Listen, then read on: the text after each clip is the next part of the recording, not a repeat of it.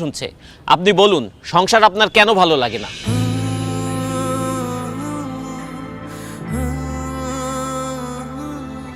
আমি যখন অনেক ছোট স্কুলে পড়ি তখন আমার মা বাবা, স্কুলের শিক্ষক সবাই আমাকে বলেছেন সুন্দরভাবে পড়াশোনা করো, পরীক্ষায় ভালো রেজাল্ট করো, তাহলে জীবনে সুখ আসবে।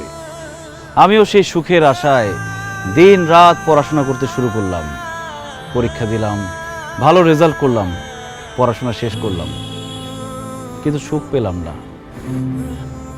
বরং চাকরি নামের একটা দুশ্চিন্তা আমার জীবনে চলে আসলো।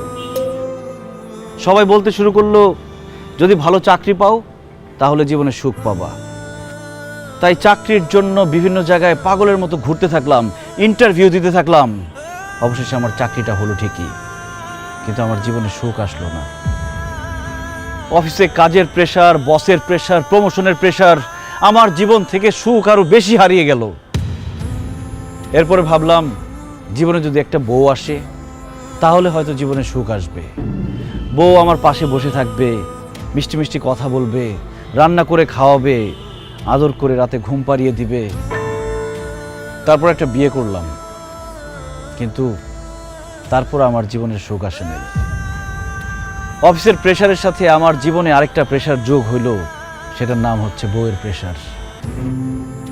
কাজের জন্য অফিসে বেশি সময় দিলে বউকে সময় দিতে পারি না, বউকে বেশি সময় দিলে অফিসে সময় দিতে পারি না, বউকে বেশি সময় দিলে অফিসে বসের ঝাড়ি খেতে হয়, অফিসে বেশি সময় দিলে বউর গোমরা মুখ দেখতে হয়। তারপর আজকে এটা লাগবে, কালকে সেটা লাগবে, পরশু ওইটা লাগবে। যখন যা চায় সেটা এনে দিলে সংসারে শান্তি, না এনে দিলে অশান্তি। বউয়ের সাথে ভালো মতো কথা বললে বাবা মা রেগে যায়, বাবা মাকে বেশি সময় দিলে ভালো করে কথা বললে বউ অভিমান করে। শ্বশুর শাশুড়ির সেবা করলে বাবা মা রেগে যায়, আবার বাবা মার সেবা করলে শ্বশুর শাশুড়ি রেগে যায়। তবুও শ্বশুর শাশুড়ি, বাবা মা সবার মন জুগিয়ে এই সংসারে আমাকে চলতে হয়েছে। ঈদ আসলে সবাইকে নতুন জামা কাপড় কিনে দিতে হয়েছে, কিন্তু ঈদের মধ্যে আমি কোনো নতুন জামা কাপড় কিনতে পেলাম কিনা সেটা কেউ কখনো জানতে চায়নি। কেউ অসুস্থ হলে তাকে হসপিটাল নিতে হয়, ওষুধ এনে দিতে হয়, কিন্তু সারা দিন শেষে ক্লান্ত হয়ে আমি বাসায় ফিরলে আমার কি খারাপ লাগছে কিনা, আমার কি অসুস্থ লাগছে কিনা কেউ কখনো আমার কাছে জানতেও চায়নি। আর এইসব শুধু আমার সাথে না, বাংলাদেশের হাজার হাজার লাখো পুরুষের সাথে প্রতিনিয়ত হচ্ছে এরকম। এত কিছু করার পরও একজন পুরুষ মানুষ, একজন স্বামী কাউকেই খুশি করতে পারে না। সবার শুধু সেই পুরুষ মানুষটার উপরে কমপ্লেইন আর কমপ্লেইন। তাই সংসার থেকে আমার মন উঠে গেছে। আপন মানুষদেরকে আমার পর মনে হচ্ছে, বাড়িটাকে আমার জেলখানা মনে হচ্ছে।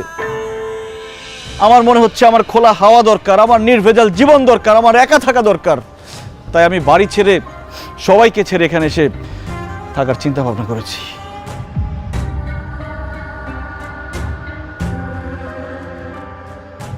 মিজান ভাই, এই ঘটনাগুলো আমার সঙ্গেও প্রতিনিয়ত ঘটে।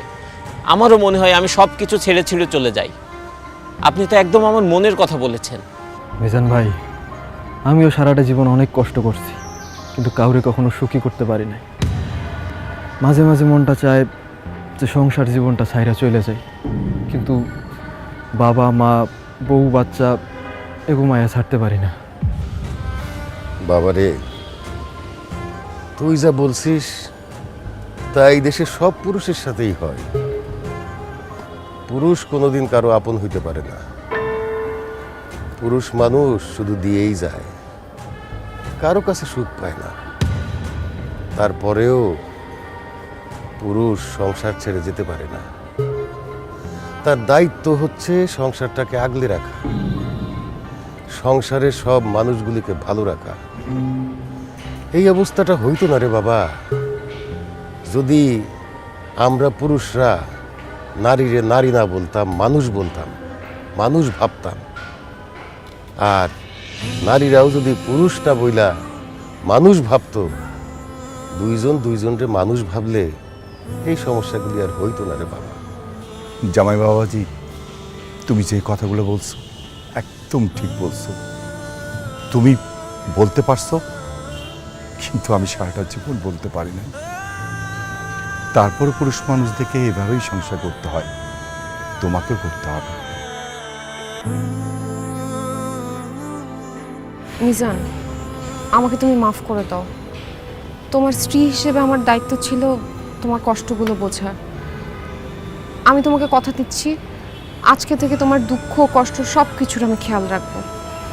প্লিজ বাসায় চলো, চলো না আমরা নতুন করে সুখের সংসার করি। সংসার কখনো সুখের হয় না সেতু। আমার মনে হয় কোনো সুস্থ স্বাভাবিক মানুষ সংসার করতে পারে না। সংসার করতে হলে পাগল হইতে হয়। আমার মনে হয় আমরা পুরুষরা সবাই পাগল, আর সেই জন্য সংসারের শত ঝামেলা সহ্য করেও সংসার করে যাচ্ছি, করে যাব। চলো।